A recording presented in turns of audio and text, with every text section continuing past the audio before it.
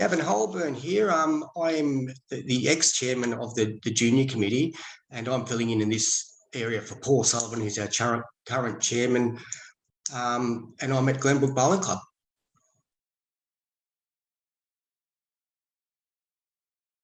I'm very pleased to be able to be a part of the very positive shift in Bowls New South Wales in recent times. That's directly due to our new CEO, Tim Rowe. His ability to get the best out of his staff and his committee members is amazing. He's keenly interested in what we're actually doing, and he's very approachable. So that has allowed us to work to the best of our ability, and the communication lines that he's had open for us to discuss all of our questions and move us in the right direction has been amazing.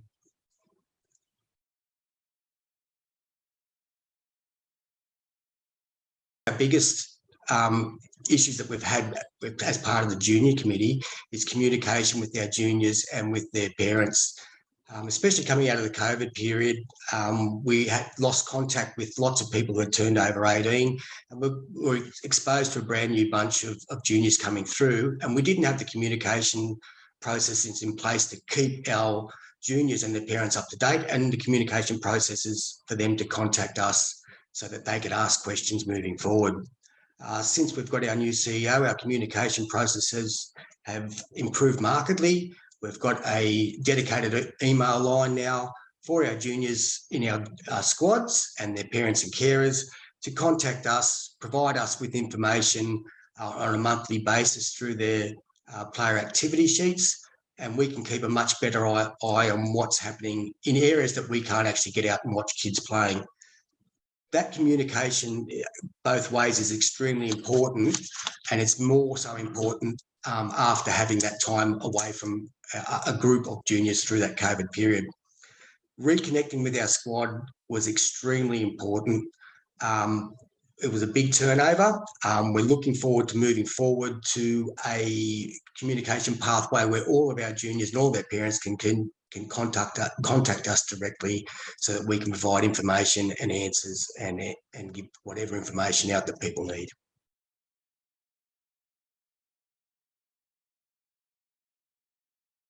We've got some major things we've been working on in the junior committee.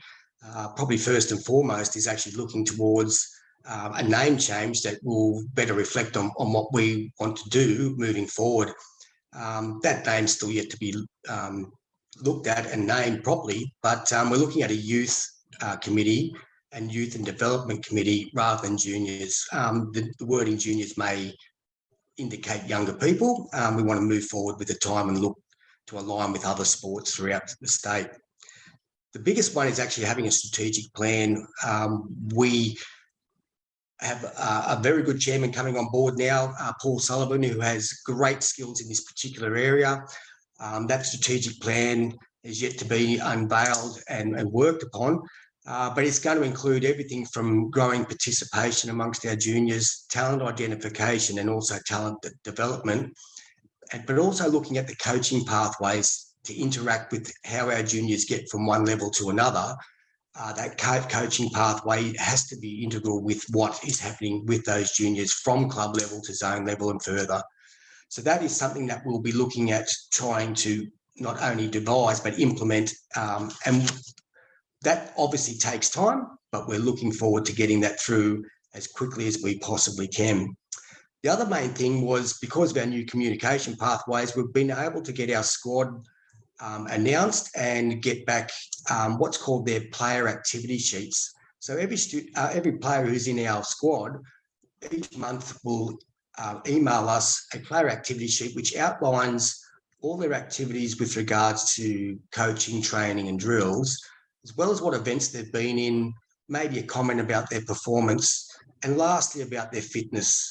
We like to see half an hour to an hour every week dedicated to fitness as well, as part of our pathway through to the higher levels. With Bowls New South Wales, I think our biggest success is definitely reconnecting with our junior squad and their parents and carers. We have worked very hard on trying to open those communication lines, And it's not an easy pathway with so many people involved, and in a big organisation, trying to reconnect with individuals is quite a difficult task. But we feel like we've succeeded on a level with our squad, and we're looking forward to increasing that into the future.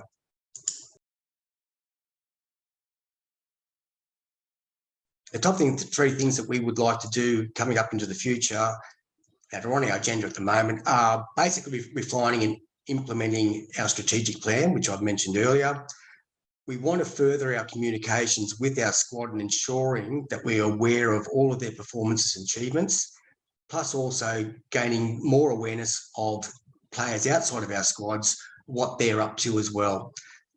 And the third thing that we're looking at is formalising the name of our committee to reflect what's actually happening with youth and development, and looking at the roles of each of the members within our committee, as well as the pathways coach that is in charge of New South Wales and ACT. So we'll be liaising with those sorts of people.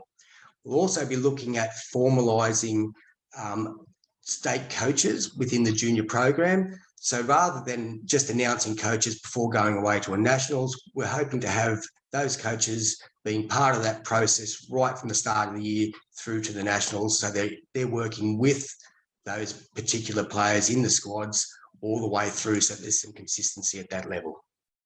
The thing I want to emphasise is that our committee is open and transparent, and we welcome all players and their parents to make contact with us in whatever way they possibly can. Many of us are available through social media and are quite happy to work outside the current email, which is for our squad. But we are quite open and transparent to giving you what information you require, and also advice as required. And we wish all our juniors all the best for the coming season.